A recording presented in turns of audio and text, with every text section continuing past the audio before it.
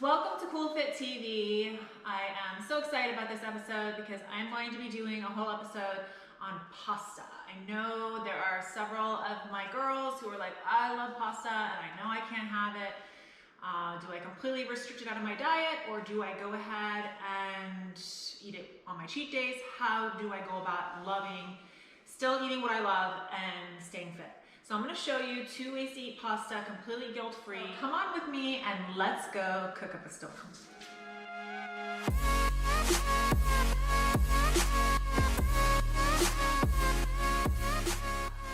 I know that there are so many different ways on trying to eat fit and healthy, and a lot of times you ask yourself, where do I start? How do I start? I know that there's many of you that want to start making better choices, but you just don't know how to start. So I'm going to give you 3 very simple tips. 1, find healthy alternatives to your favorite foods. I'm going to tell you that my healthy alternative for butter, sour cream, mayo, anything creamy is I use non-fat Greek yogurt, even low-fat Greek yogurt, because it's a great substitute for those things. Number 2 on tip is just start. Don't overwhelm yourself trying to do 10 different new recipes. Just pick one recipe, try it out at home. Don't be afraid to play around in the kitchen. Use your taste buds as a guide. So if the recipe says a teaspoon of salt, but you feel it needs a little bit more, go for it. Have fun. That's the whole point of it. Once you fall in love with that recipe and you've done it a few times, add another one in. And then my 3rd and final tip would be is get your meals customized by somebody who's been doing it a very long time.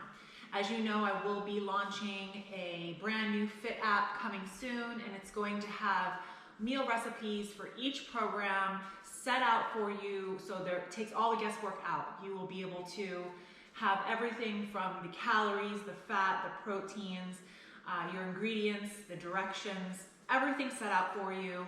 So it takes all the craziness of, oh, what am I going to cook next, out of it, and you guys can just pay attention to what's in front of you. So the first one that we're going to be doing is the pad thai recipe, and I am using rice noodles. You can get this at your local Oriental market, and you can actually almost find this anywhere. Even Publix has this now. So just a rice noodle. It comes like this, dried. You want to boil your water, salt it, add a little bit of oil, and then drop the noodles into the hot water. It cooks super fast. So about 6 ingredients in the sauce. If you guys have dried peanut butter powder, that works as well too, and it gives you even a better lower calorie and lower fat content on this recipe. But I'm using regular peanut butter, natural peanut butter, and I am only using about 1/4 of a cup of that. If you're using the powdered, you're going to need 1/2 a cup. So you put that in a saucepan. 4 ounces of fish sauce, and if you don't have the ounces, I'm using about 1/4 of a cup. Then I'm doing 1/3 of a cup of coconut milk. I'm using a tablespoon of ginger. I'm using about 1 teaspoon of minced and mashed garlic. These are all fresh. I kind of like to use fresh over powdered, but if you guys don't have the fresh, you can always use the powder. And then about 2 tablespoons of chopped shallots. And if you don't have that, you can always use red onion. You can even use scallions. So you want to bring this up to a medium. So once everything is dissolved and cooked, just set it aside. And then we're going to move on to cooking the meats. So let's go cook the meats. So I'm going into cooking the meats. You can use shrimp, you can use ground turkey, you can use any proteins that you like. I like lean chicken breast because I'm making this for my meal prep. So you want to heat the pan super hot. I have seasoned my chicken with a little bit of black pepper, some salt, some soy sauce, some garlic, some onion powder.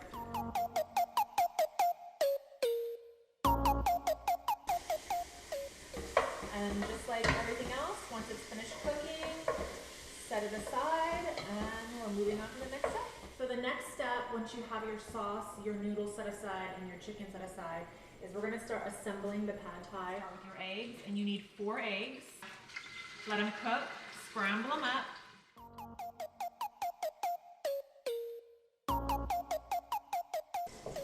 So I season the eggs with a little bit of salt and pepper, just super simple. And then just set aside. And then we're gonna go to the next step.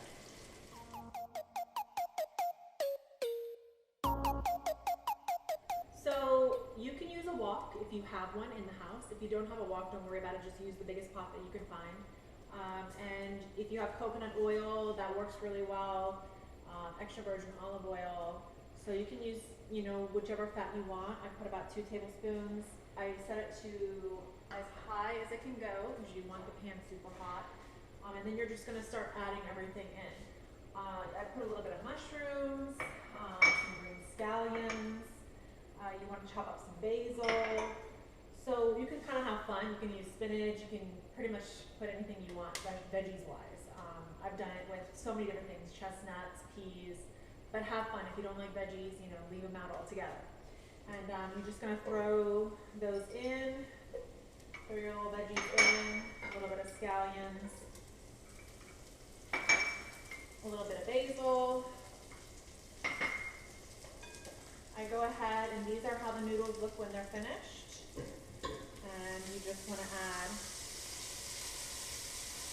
the noodles in. I'm not going to use all of them.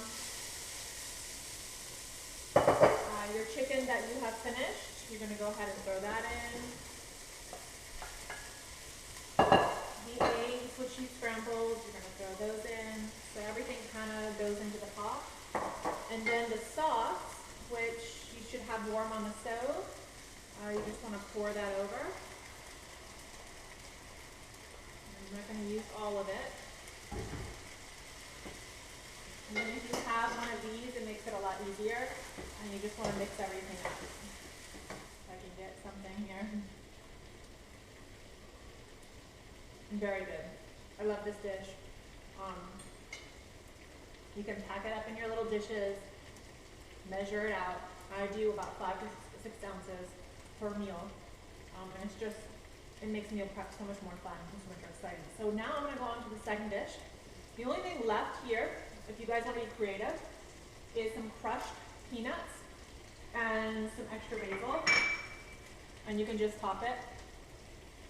And there you go. So now we're going to go head on to the spaghetti. That's the next dish. Can't wait to show you that one too. And I am using zucchini noodles. I actually did these myself. So I got this little tool that you can basically get anywhere, Walmart, wherever you want to pick it up. And I'll show you how to do it.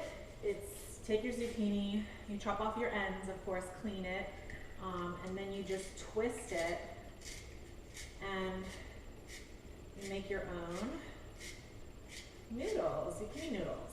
So that is your beautiful zucchini noodles.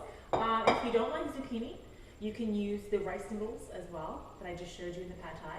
And another option for you ladies is you can use spaghetti squash. I've used that before too. Great option for you on a low-cal diet. So now we're going to move on to the next step. So once this is done, you just set this aside, and we're going to move into the meatballs. So I have, again, the recipe linked down to the description so you can see all the measurements. I'm using a lean ground beef, but you guys can use turkey. You can use whatever you choose. Put that in. I've also pureed some veggies, some onions, some garlic, some cilantro, some peppers. You can do carrots. When you puree your veggies into your meatballs, you don't even know they're there. And if you have really finicky eaters in the house, kids, husbands, and you want to get them to eat veggies, this is how you do it. Might be deceiving, but it works, okay? So you only need a little bit, maybe about 1/4 to 1/2 cup tops, because you don't want it too much. And then I'm going to crack in 1 egg for it to hold together. And then remember I talked about healthy substitutions.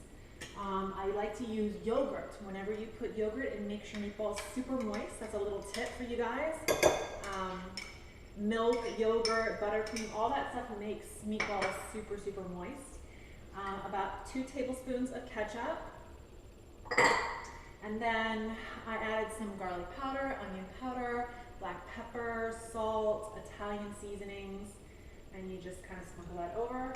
We're gonna mash it up, make sure it's fully incorporated, and then form them into about hand size, I would say like the size of a golf ball, and put them on a non-stick pan. Pop them in the oven at 375 for about 25 minutes until golden brown, and that's your meatballs. Okay, so the next part is cooking the zucchini noodles, which is super, super simple. 2 tablespoons of extra virgin olive oil in a hot pan, your zucchini noodles.